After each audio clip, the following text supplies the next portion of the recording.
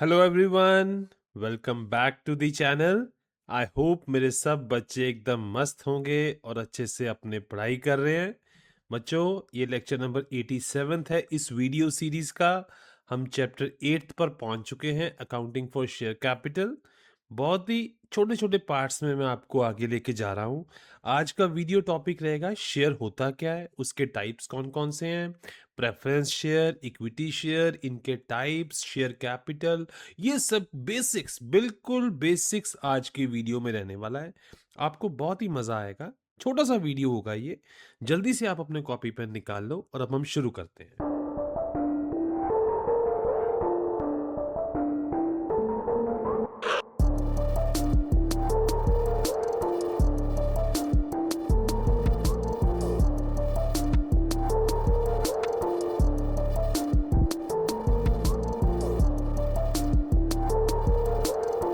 सबसे पहले बात करते हैं कि शेयर कैपिटल क्या है। शेयर कैपिटल, बच्चों, ये वर्ड आपको तभी सुनने में मिलेगा, शेयर कैपिटल, अगर कंपनी की बात हो रही होगी। ठीक है, कंपनी की बात हो रही होगी। जब भी कंपनी बनती है, देखो, कंपनी बनाने के लिए स्टार्टिंग में प्रमोटर्स को कुछ पैसा डालना पड़ता है। प्रमोटर्स को कुछ पैसा डालना पड़ता है, ठीक है। क्यों? क्योंकि स्टार्टिंग में ही तो नहीं ना बिजनेस चल पड़ता है एकदम से।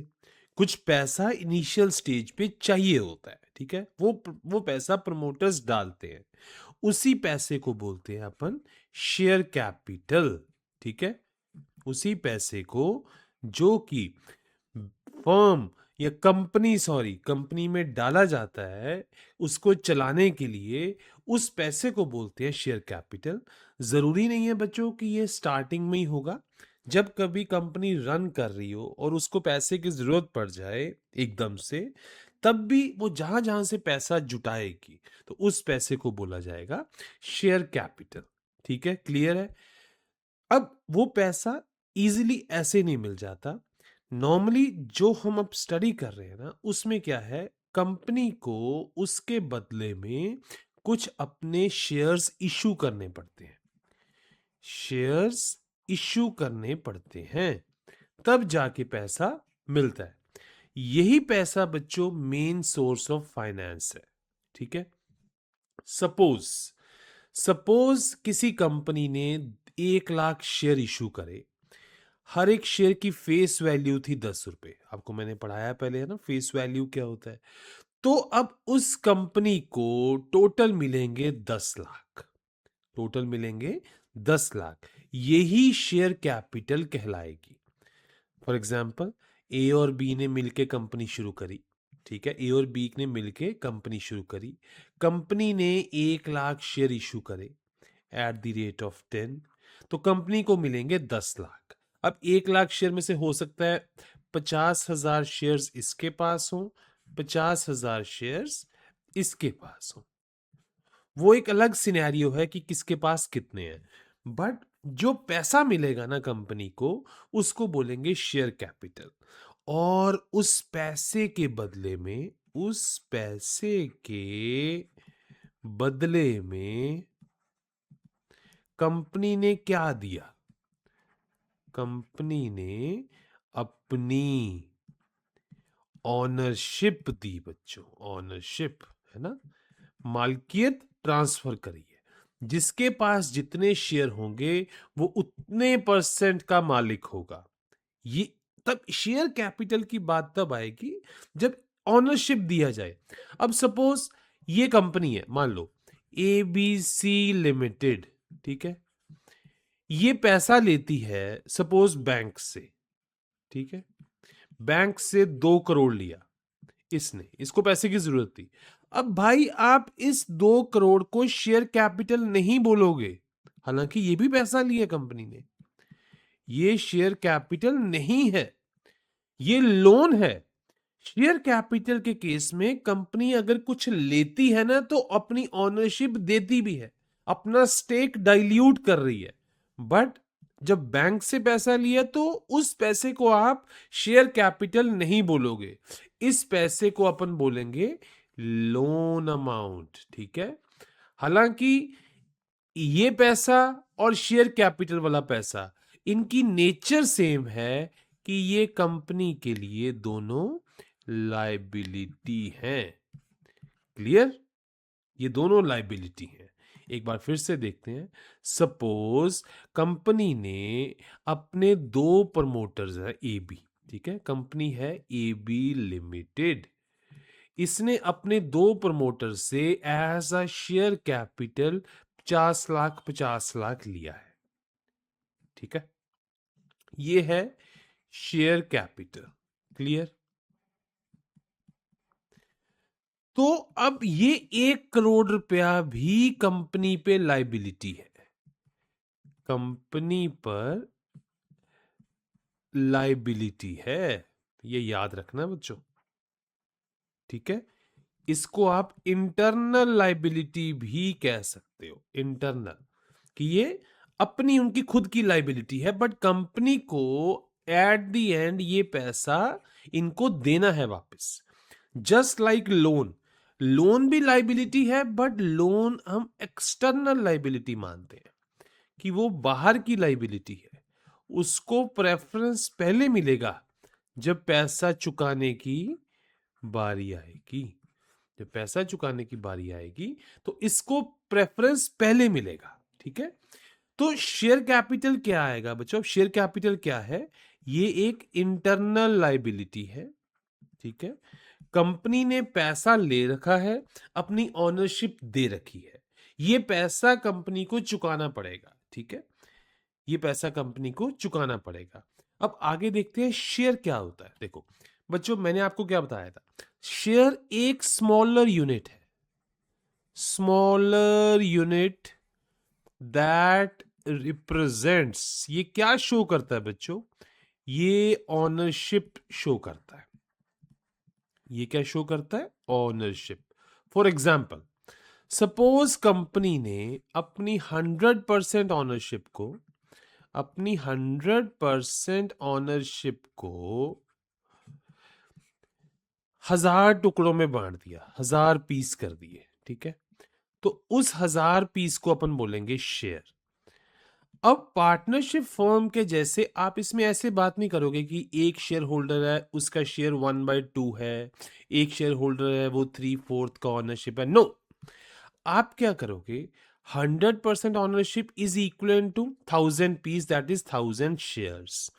जिसके पास 500 शेयर्स होंगे, इट इंप्लाइज वो 50% का मालिक है, वो उस कंपनी का 50% का ऑनरशिप है उसके पास। मतलब अब आप जो ऑनरशिप होगी ना, वो कैसे चेक करोगे? वो चेक करोगे नंबर ऑफ शेयर्स, जितने ज्यादा शेयर उतनी ज्यादा ऑनरशिप। क्लियर है बच्चों? और जिन जिन के पास कंपनी के शेयर्स होंगे उनको हम क्या बोलेंगे? मेंबर्स या शेयर होल्डर, ठीक है। फिर एक चीज मैंने आपको बताई थी कि एक होता है फेस वैल्यू, ठीक है। हर एक शेयर बच्चों, एक शेयर होता है ना, ये एक फिजिकल डॉक्यूमेंट होता था किसी टाइम पे, पहले, बहुत पुरानी जमाने में, ये एक फिजिकल डॉक्यूमेंट था, ठीक है, कंपनी का, जो कि कंपनी इशू करती थी बाय नेम, जिसके पास से होता था। अब इसके ऊपर एक अमाउंट लिखी रहती है कि ये 10 का है, 15 का है, ये कितने का है, ये होता है फेस वैल्यू। आप समझो कि शेयर एक तरह से कंपनी का प्रोडक्ट है, कंपनी का प्रोडक्ट है, और जो उसकी फेस वैल्यू है ना, वो कंपनी ने उस प्रोडक्ट की एक वैल्यू डिसाइड करी है, ठीक है। मान लो अगर वो कंपनी ने किसी को देना है तो जितनी उस पे वैल्यू है कंपनी उससे चार्ज कर लेगी, ठीक है, उसी को अपन बोलते हैं फेस वैल्यू, ठीक है। अब आप शेयर समझ के, और फेस वैल्यू को बच्चों नॉमिनल वैल्यू भी कहा जाता है, फेस वैल्यू को नॉमिनल वैल्यू भी कहा जाता है, ठीक है। अब आगे देखते हैं कि जो कंपनी शेयर्स इशू करती है ना, ये किस किस टाइप के होते हैं। ये किस किस टाइप के होते हैं और ये क्यों अलग अलग टाइप के इशू करने पड़ते हैं। Why not a single type, why, क्योंकि देखो कंपनी शेयर इशू कर रही है, कंपनी को पैसा चाहिए, कंपनी शेयर इशू कर रही है, कंपनी को पैसा चाहिए, तो कंपनी एक ही तरह के क्यों नहीं इशू करती भाई, अलग अलग क्यों है, अलग अलग तरह के शेयर्स क्यों हैं, अब आगे वो देखते हैं। टाइप्स देखेंगे, फिर देखेंगे कि टाइप्स क्यों बनाई गई हैं। ठीक है, देखो जो कंपनी शेयर्स इशू करती है ना, वो दो तरह के होंगे, दो तरह के। एक होता है बच्चों प्रेफरेंस शेयर, एक होता है प्रेफरेंस शेयर। ठीक है, हाँ, जब भी इस शेयर की बात होगी इसके आगे लिखा जाएगा कि 2 number preference share, 3 number preference share, 4 number preference share जिसकी वैल्यू ये है। ठीक है, एक होते हैं इक्विटी शेयर्स, इसको बोलते हैं इक्विटी शेयर्स। ठीक है, जो नॉर्मली अपन लोग शेयर मार्केट में देखते हैं वो इक्विटी शेयर्स होते हैं। ठीक है, सबसे पहली बात बच्चों, प्रेफरेंस शेयर की बात करूं मैं आपको कि ये पब्लिक के लिए अवेलेबल ही नहीं है। प्रेफरेंस शेयर पब्लिक के लिए अवेलेबल नहीं, हम और आप जैसे लोग ये खरीद ही नहीं पाएंगे, ये कंपनी हम जैसे लोगों को देती नहीं है, हम जैसे लोगों को मिलते हैं इक्विटी शेयर्स। अब देखो इसका नाम ही बताता है कि प्रेफरेंस है, इसका नाम ही बताता है कि प्रेफरेंस है। अब क्या प्रेफरेंस है आओ देखते हैं।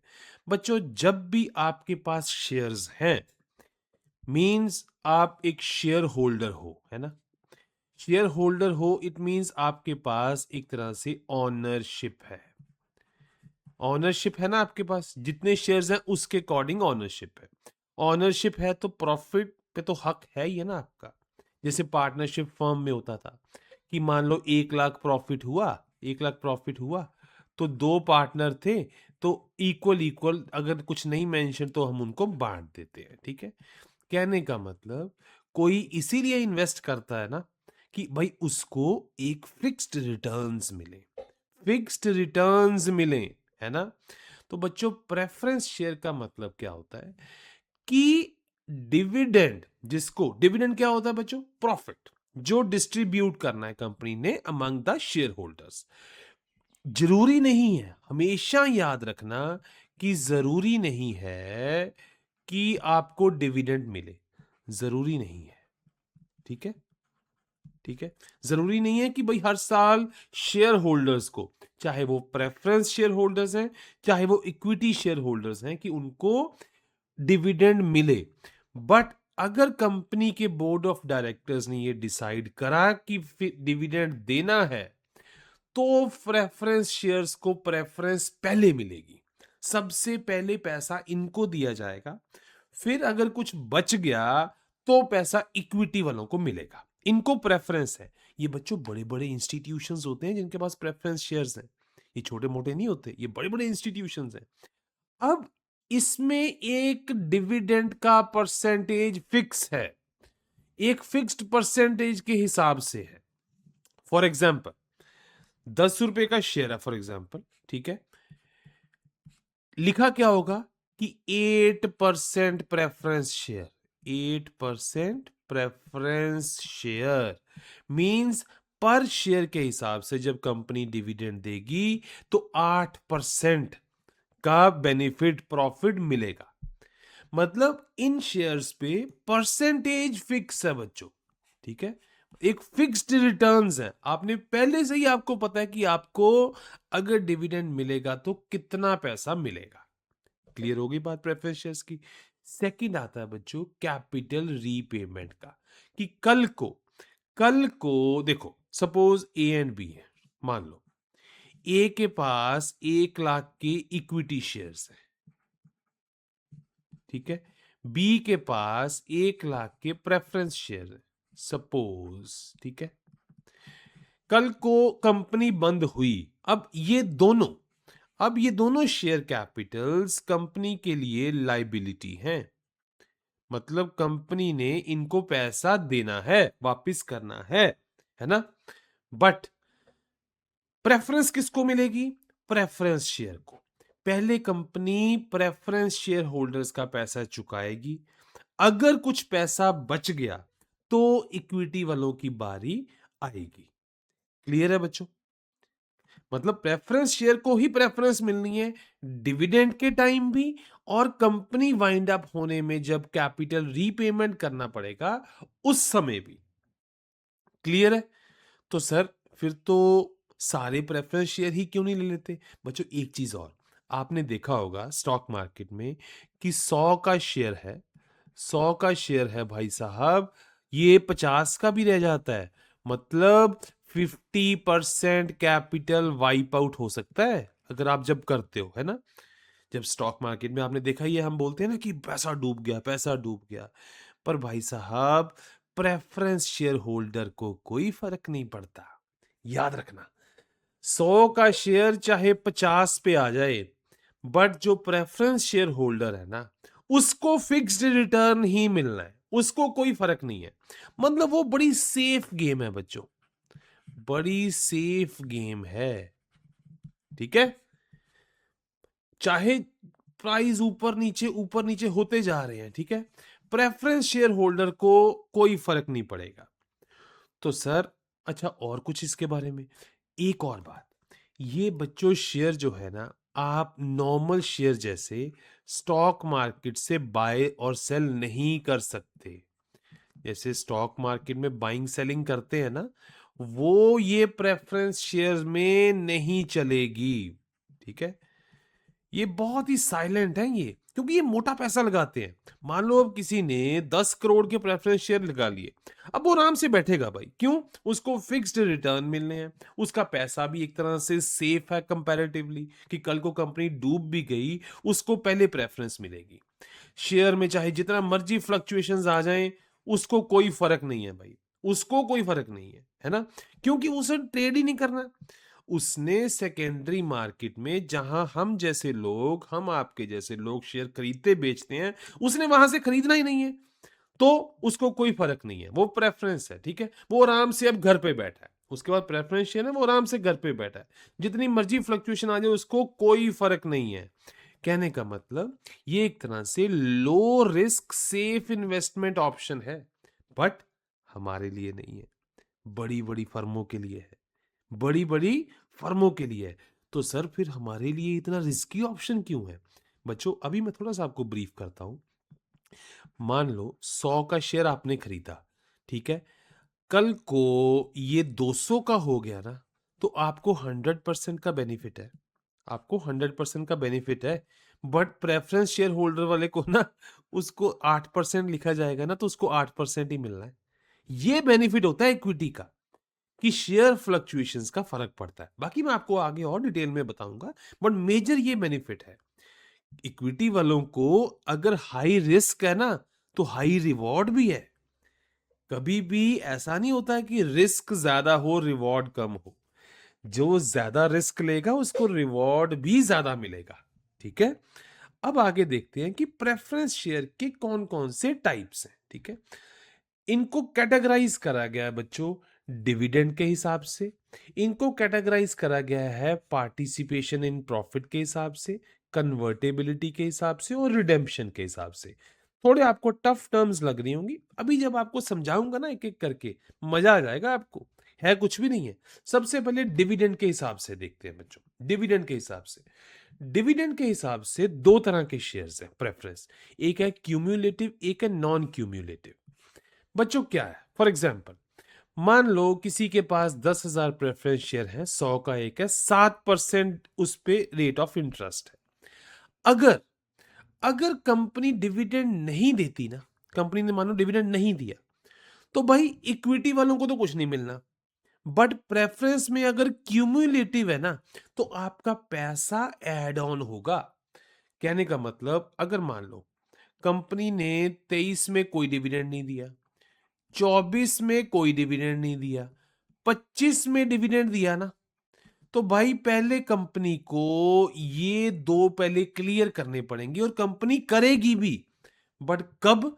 अगर वो आपके पास जो प्रेफरेंस शेयर है वो क्यूम्यूलेटिव है, क्यूम्यूलेटिव प्रेफरेंस शेयर हैं, तो जो पुराना बकाया है वो क्यूम्यूलेट होता जाएगा, एड ऑन होता जाएगा, जब भी कल को कंपनी डिविडेंड देगी प्रेफरेंस शेयर होल्डर को, तो वो पुराने बकाए के साथ देगी। इसी को बोलते हैं क्यूम्यूलेटिव। ठीक है। नॉन क्यूम्यूलेटिव इससे उल्टा हो जाएगा कि भाई अगर 2025 में देगी ना, तो वो सिर्फ उसी ईयर का पैसा मिलेगा, पुराना चाहे कितने भी साल नहीं मिला कोई फर्क नहीं पड़ता। ठीक है। On the basis of dividend समझ आ गया। क्यूम्यूलेटिव, अगर पुराना डिविडेंड नहीं मिला तो वो ऐड ऑन हो रहा है, टेंशन वाली कोई बात नहीं है, आराम से घर पे बैठो, इस साल नहीं भी मिला अगले साल, इस साल का भी मिल जाएगा। ठीक है बच्चों। नॉन क्यूम्यूलेटिव टेंशन वाली बात है, अगर इस साल का पैसा नहीं मिला तो वो पैसा गॉन, मर गया वो पैसा। क्लियर है बच्चों। अब आगे देखते हैं सेकंड टाइप मैंने जो बोली थी, participation in the surplus profit. बच्चों क्या है सरप्लस प्रॉफिट का कॉन्सेप्ट? क्या है? मान लो कंपनी को 10 लाख का प्रॉफिट हुआ। ठीक है। 6 लाख कंपनी ने डिविडेंड दे दिया, कंपनी ने डिविडेंड बांट दिया बच्चों, सबको बांट दिया, उसके बाद भी कुछ पैसा बच गया, इक्विटी को भी दे दिया, प्रेफरेंस शेयर होल्डर को भी दे दिया, पर फिर भी कोई पैसा बच गया, सपोज 4 लाख बचा। ठीक है। तो अगर अगर बच्चों आपके पास पार्टिसिपेटिंग वाले शेयर हुए ना, तो वो 4 लाख भी आप में डिस्ट्रीब्यूट हो सकता है। मतलब बैलेंस प्रॉफिट जो है आप उसमें पार्टिसिपेट करोगे, बैलेंस प्रॉफिट में आप पार्टिसिपेट करते हो। ठीक है बच्चों, समझे? सपोज मान लो कंपनी को हुआ 1 करोड़ प्रॉफिट, 1 करोड़ में से 80 लाख प्रेफरेंस को गए, 10 लाख इक्विटी को गए। ठीक है, ये प्रेफरेंस को गए, ये इक्विटी को गए, बचा कितना? 10 लाख। अब ये 10 लाख भी आप प्रेफरेंस में डिस्ट्रीब्यूट होंगे अगर पार्टिसिपेटिंग प्रेफरेंस शेयर है। अगर नॉन पार्टिसिपेटिंग है फिर नहीं होगा बच्चों, फिर नहीं होगा। समझे? क्लियर हुई बात? अब आगे देखते हैं on the basis of convertibility. Convertibility का मतलब क्या बच्चों? सपोज ए के पास 1 लाख प्रेफरेंस शेयर है। ठीक है। इसने खरीद रखे हैं 100 रुपए के भाव पर। यार मार्केट में प्राइस चला गया उस शेयर का 500। ये कहेगा अरे भाई मुझे क्यों 100 पे टांगा हुआ है, मुझे तो सिर्फ 8% ही मिल रहा है ना, मार्केट में दिवाली मनाई जा रही है, मुझे सिर्फ 8% ही है, तो यार मुझे भी तो कोई ऑप्शन दो कि मैं कल को अपने शेयर को इक्विटी में कन्वर्ट कर पाऊं। ठीक है। इक्विटी में कन्वर्ट कर पाऊं और ओपन मार्केट में सेल कर पाऊं, है ना? तो बच्चों उसको बोलेंगे कन्वर्टेबल, कि जिसको बाद में आप इक्विटी में कन्वर्ट कर सको। अगर नहीं कर पाते तो वो नॉन कन्वर्टेबल है। ठीक है बच्चों, क्लियर? अब इसके बाद क्या आता है? रिडेम्पशन। रिडेम्पशन के बेसिस पे बच्चों क्या होता है? कंपनी ने मान लो प्रेफरेंस शेयर दिए, कंपनी इन्हें एक फिक्स्ड पीरियड के बाद रिडीम करेगी। मतलब चिंता की कंपनी कहती कोई बात नहीं, हम वेट नहीं करेंगे बायबैक की या कंपनी वाइंड अप होने की ना, हमने एक फिक्स्ड पीरियड डिफाइन कर दिया, लेट सपोज 10 साल 15 साल, उसके बाद हम आपको रिडीम करेंगे, आपका पैसा वापस दे देंगे। ठीक है। जो तो इररिडीमेबल होगा ना, उसमें बच्चों कंपनी का पैसा वापस कब आएगा? वाइंड अप होने के बाद। ठीक है। वाइंड अप होने के बाद वापस आता है, बट रिडीमेबल में पहले आएगा वापस। और कंपनी एक्ट 2013 के अकॉर्डिंग इरिडीमेबल शेयर अलाउड नहीं है। अगर आपने प्रेफरेंस शेयर इशू करने हैं ना, तो आपको एक फिक्स्ड पीरियड डिफाइन करना पड़ेगा। देखो कितना सेफ ऑप्शन है कि भाई 20 साल के अंदर, सपोज 20 साल 10 साल, आपको फिक्स्ड पीरियड बताना पड़ेगा कि आपको उतने टाइम में पैसा ये वापस करना पड़ेगा, दैट इज रिडीमेबल है ये। तो बच्चों आपको पता लग गया, अब 4 टाइप्स इजीली आ गई, रिडीमेबल है, कन्वर्टेबल है, मतलब बहुत इजी है ये। ठीक है। क्यूम्यूलेटिव है। अच्छा जब भी हम प्रेफरेंस शेयर लेते हैं ना, तो हमारी एक प्रेफरेंस जरूर रहती है बच्चों, और कुछ रहे ना रहे, एक तो यार क्यूम्यूलेटिव हो, कि आज नहीं भी डिविडेंड दिया तो यार कल दे दियो, कल कल, कल का मतलब अगले साल दे दियो। तो एक रिडीमेबल, चलो रिडीमेबल तो बाय लॉ ही है ना। और एक प्रेफरेंस उसके बाद ये रहती है कि यार कल को यार इतना मार्केट में दिवाली मनाई जा रही है, शेयर इतना ऊपर चढ़ रहा है, मैं कहाँ यार 8% पे बैठा हूं, तो भाई मुझे कन्वर्ट करने का भी राइट दे देना। दैट इज कन्वर्टेबल रिडीमेबल भी प्रेफर किया जाता है। तो जो पार्टिसिपेशन इन प्रॉफिट है ना, वो लीस्ट ऑप्शन है। होता जरूर है, आप पार्टिसिपेट कर सकते हो, ठीक है, बट वो लास्ट ऑप्शन है, वो इतना कुछ इतना इतना भी रेलेवेंट नहीं होता है, ठीक है, बट थ्योरेटिकली वो एग्जिस्ट करता है। तो ये थे बच्चों प्रेफरेंस शेयर्स, ठीक है, आपने अभी तक पढ़ लिए। अब हम मूव करते हैं इक्विटी शेयर्स पे, जो कि हम जैसे लोग, हम आप जैसे लोग, जिसको अपन इक्विटी भी बोलते हैं, बहुत बार सुनने में आएगा इक्विटी दे दी, ठीक है, वो जो हम आप जैसे लोग खरीद बेच करते हैं, दैट आर इक्विटी शेयर्स, ठीक है, जिसको अपन, जो कि एनएससी बीएससी में जब कंपनी लिस्ट होती है ना, जो आप बोलते हो कि मैंने ग्रो ऐप से खरीद लिया, वहां बेच दिया, दैट आर इक्विटी शेयर्स बच्चों, ठीक है। इसमें रिस्क भी ज्यादा है, रिस्क भी ज्यादा है, बट रिवॉर्ड भी ज्यादा है। रिस्क क्या ज्यादा है बच्चों? 100 का शेयर आज 50 में भी आएगा, तो आपकी 50% इन्वेस्टमेंट पानी में गई। 100 का शेयर अगर 200 में जाएगा, तो आपकी 100% ग्रोथ आ गई बच्चों। रिस्क भी है और रिवॉर्ड भी है। इनको जब भी डिविडेंड मिलेगा, इनको प्रेफरेंस नहीं मिलता। इनका पैसा वापस होता है जब कंपनी वाइंड अप होती है, ये रिडीम नहीं करा जाएगा। या हाँ, कंपनी बाय बैक जरूर कर सकती है, बट रिडीमेबल की कोई गारंटी नहीं होगी कि भाई आपको रिडीम होगा, ठीक है बच्चों। तो ये हाई रिस्क हाई रिवॉर्ड वाला है। बाकी बच्चों, चाहे इक्विटी शेयर हो चाहे प्रेफरेंस हो, दोनों ही कंपनी के लिए कंपनी के लिए लाइबिलिटी हैं, लाइबिलिटी हैं, और बैलेंस शीट में ये लाइबिलिटी साइड ही ये शो करे जाते हैं।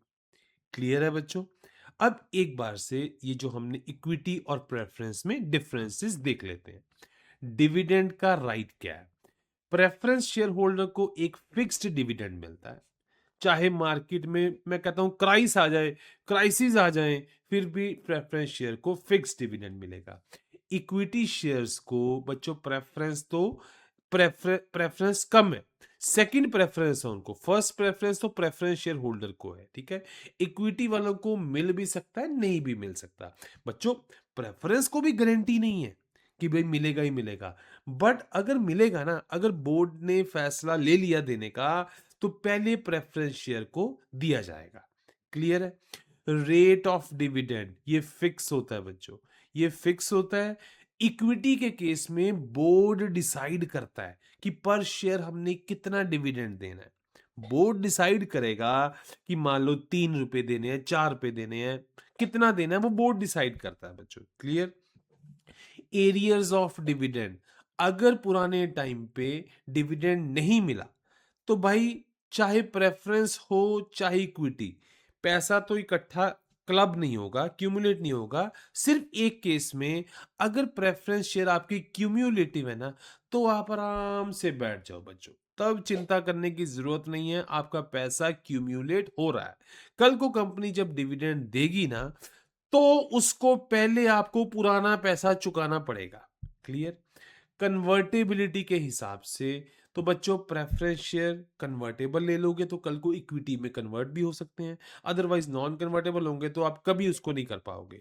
तो इक्विटी शेयर्स तो है ही इक्विटी, उनको किस में कन्वर्ट करना है? इनको आप प्रेफरेंस में नहीं कन्वर्ट कर सकते, ये कन्वर्टेबल नहीं होते।